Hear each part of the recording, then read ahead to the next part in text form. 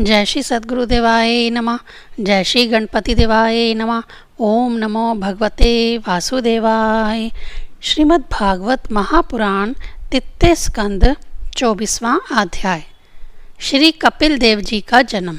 श्री मैत्रेय जी कहते हैं, उत्तम गुणों से सुशोभित मनु कुमारी देवहूति ने जब ऐसी वैराग्य युक्त बातें कहीं, तब कृपालु करदम मुनि को भगवान विष्णु के कथन का सिमरन हो आया और उन्होंने उससे कहा। करदम जी बोले, दोष रहित राजकुमारी, तुम अपने विषय में इस प्रकार खेद ना करो। तुम्हारे गर्भ में अविनाशी भगवान विष्णु शीघ्र ही पधारेंगे। प्रिय, तुमने अनेक प्रकार के व्रतों का पालन किया है, अतः तुम्हारा कल्याण होगा। अब तुम संयम, नियम, तप और दान आदि करती हुई श्रद्धापूर्वक भगवान का भजन करो। इस प्रकार आराधना करने पर श्री हरि तुम्हारे गर्भ से अवतीर्ण होकर मेरा यश बढ़ावेंगे और ब्रह्म ज्ञान का उपदेश करके तुम्हारे हृदय का अहंकारमयी ग्रंथि का छेदन करेंगे। श्री मैत्रेय जी कहते हैं, विदुर जी, प्रजापति करदम के आदेश में गौरव बुद्धि होने से देवहूति ने उस पर पूर्ण विश्वास किया और वह निर्विकार जगत गुरु भगवान श्री पुरुषोत्तम की आराधना करने लगी। इस प्रकार बहुत समय व्यतीत जाने पर भगवान मधुसूदन करदम जी के वीर्य का आश्रय ले उसके गर्भ से इस प्रकार प्रकट हुए जैसे काष्ठ में से अग्नि। उस समय आकाश में मेघ जल बरसाते हुए गरज गरज कर बाजे बजाने लगे, गंधर्व गणगान करने लगे और अप्सराएं आनंदित होकर नाचने लगी। आकाश से देवताओं के बरसाए हुए दिव्य पुष्पों की वर्षा होने लगी। सब दिशाओं में आनंद छा गया, जलाशयों का जल निर्मल हो गया और सभी जीवों के मन प्रसन्न हो गए। इसी समय सरस्वती नदी के घिरे हुए करदम जी के उस आश्रम में मरीच आदि मुनियों के सहित श्री ब्रह्मा जी आए।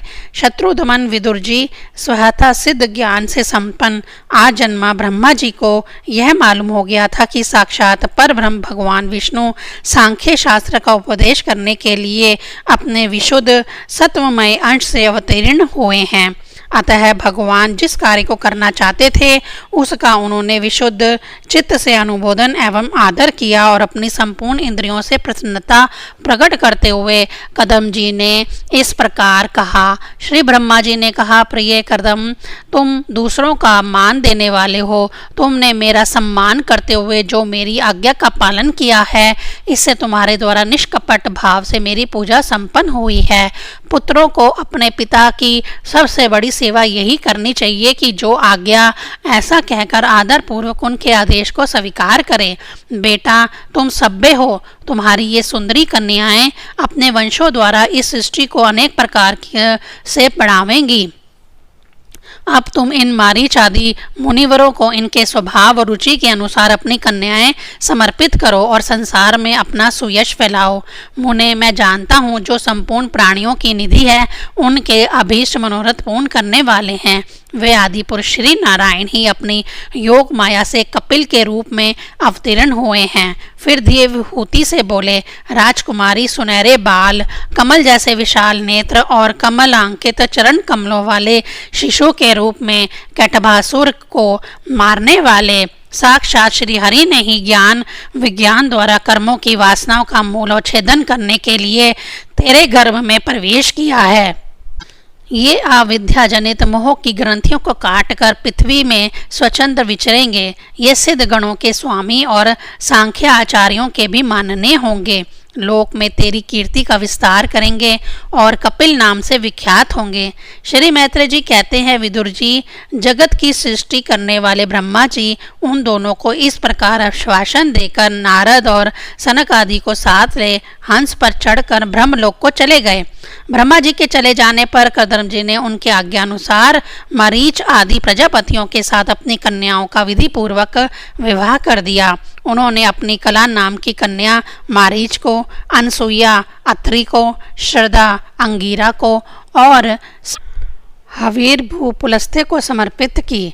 पुलह को उनके अनुरूप गति नाम की कन्या दी। क्रतु के साथ परम साध्वी क्रिया का विवाह किया। भृगु जी को ख्याति और विशिष्ट जी को अरुंधति समर्पित की। अथर्वा ऋषि को शांति नाम की कन्या दी, जिससे यज्ञ कर्म का विस्तार किया जाता है। कंदर्प जी ने उन विवाहित ऋषियों का उनकी पत्नियों के सहित खूब सत्कार किया। विदुर जी इस प्रकार विवाह हो जाने पर वह सब ऋषि कंदर्प जी की आज्ञा लेकर अति आनंद पूर्वक अपने अपने आश्रम को चले गए।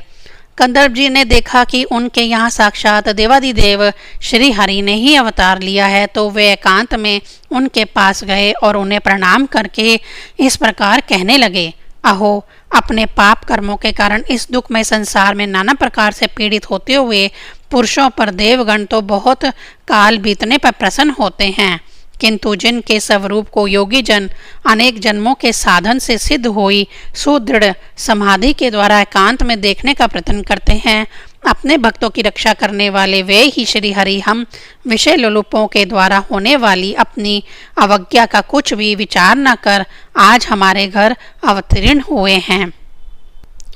आप वास्तव में अपने भक्तों का मान बढ़ाने वाले हैं।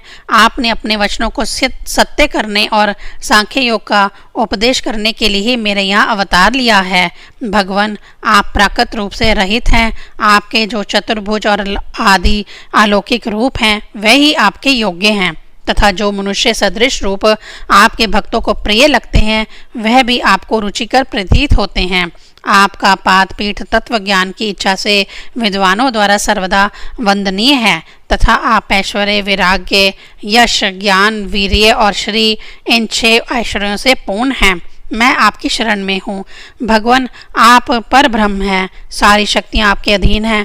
प्राकृतिक पुरुष, महातत्व, काल, त्रिविध, अहंकार, समस्त लोक एवं लोकपालों के रूप में आप ही प्रकट हैं, तथा आप सर्वज्ञ परमात्मा ही इस सारे प्रपंच को चेतन शक्ति के द्वारा अपने में लीन कर लेते हैं।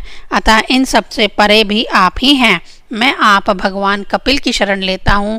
प्रभु, आपकी कृपा से मैं तीनों ऋणों से मुक्त हो गया हूँ और मेरे सभी मनोरथ पूर्ण हो चुके हैं। अब मैं संन्यास मार्ग को ग्रहण कर आपका चिंतन करते हुए शोक रहित होकर विचरूंगा। आप समस्त प्रजाओं के स्वामी हैं, अतः इसके लिए मैं आपकी आज्ञा चाहता हूँ। श्री भगवान ने कहा, मुने, वैदिक और लौकिक सभी कर्मों में संसार के लिए मेरा कथन ही प्रमाण है। इसलिए मैंने जो तुमसे कहा था कि मैं तुम्हारे यहाँ जन्म लूँगा, उसे सत्य करने के लिए ही मैंने यह अवतार लिया है। इस लोक में मेरा यह जन्म लिंग शरीर से मुक्त होने की इच्छा वाले मुनियों के लिए आत्मदर्शन में उपयोगी प्राकृतिक आदि तत्वों का विवेचन करने के लिए ही हुआ है। आत्मज्ञान का यह सूक्ष्म मार्ग बहुत समय से लुप्त हो गया है।